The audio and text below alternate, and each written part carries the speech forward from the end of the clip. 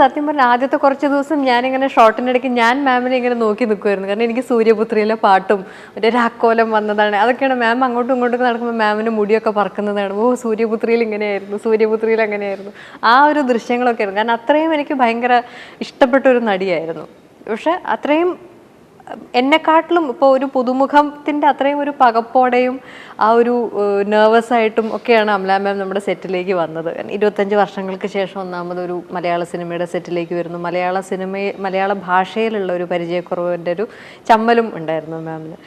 അപ്പോൾ ഞാൻ ഈ ഷൂട്ടിംഗ് തുടങ്ങുന്നതിന് മുമ്പേ മാമിന് സമ്മതിച്ചതിന് ശേഷം ഞാൻ മെസ്സേജുകളിൽ കൂടിയും ഫോണിനൊക്കെ വിളിച്ചിട്ട് ചെറിയൊരു സൗഹൃദം എനിക്ക് ഉണ്ടാക്കാൻ സാധിച്ചിരുന്നു. അപ്പോൾ മാമിൻ്റെ ഭക്ഷണ രീതികൾ, മാം ഒരു ഭക്ഷണ രീതികളൊക്കെ വീഗൻ ആണ് മാഡം.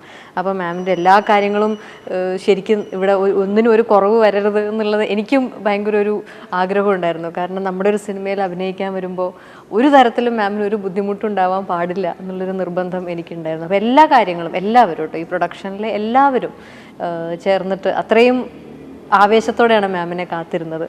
അപ്പോൾ ഒരു കുട്ടിയുടെ ഒരു കുട്ടിക്കുണ്ടാകുന്ന ഒരു ജിജ്ഞാസ, ഒരു കാര്യം കേട്ട് മനസ്സിലാക്കാനും അല്ലെങ്കിൽ അതിനെക്കുറിച്ച് ചോദിച്ചറിഞ്ഞ് മനസ്സിലാക്കാൻ, ഡയലോഗ് പഠിക്കാൻ, അപ്പോൾ എന്താണ് ഓരോ സംശയങ്ങൾ ചോദിച്ചറിയാനും ഒക്കെ അത്രയും ഇപ്പോഴും ആ ഒരു പാഷനും ഒരു ഡെഡിക്കേഷനും ഒക്കെ. ഇതിൽ മാമിൻ്റെ കഥാപാത്രം ഒരു അഡ്വക്കേറ്റിൻ്റെയാണ്. അപ്പോൾ അതുകൊണ്ട് തന്നെ സ്വാഭാവികമായിട്ടും വലിയ ഡയലോഗുകളും ഭയങ്കര കടുകട്ടി വാക്കുകളും ഒക്കെ.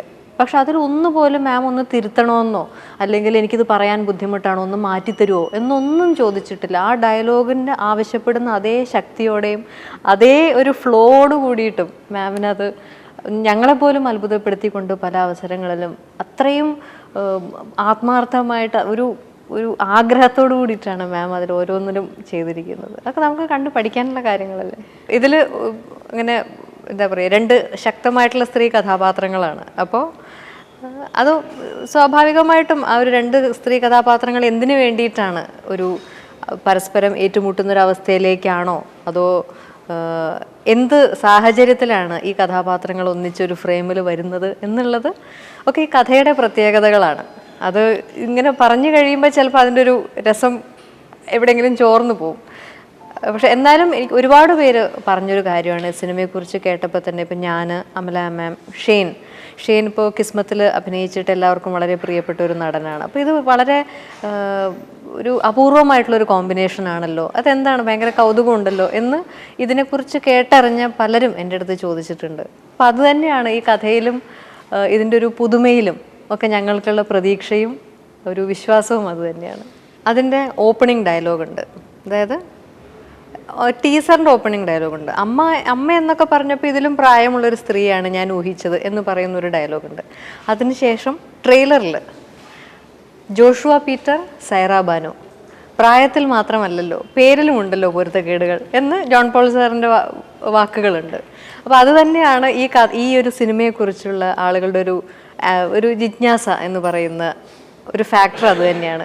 എന്തുകൊണ്ടാണ് ഈ ജോഷുവ പീറ്ററും സൈറ ബാനുവും എങ്ങനെ അമ്മയും മകനുമായി, എങ്ങനെ അവർ അമ്മയും മകനുമായിട്ട് ജീവിക്കുന്നു എന്നുള്ളതിനൊക്കെയുള്ള വിശദീകരണങ്ങളാണ് സിനിമയിലുള്ളത്. സിനിമ കാണണം, ജീവിതത്തിൽ നടക്കാവുന്നതാണ്, എന്തുകൊണ്ടില്ല. സിനിമയിലും വിചിത്രമായിട്ടുള്ള കഥകളല്ലേ ജീവിതത്തിൽ നടക്കണം.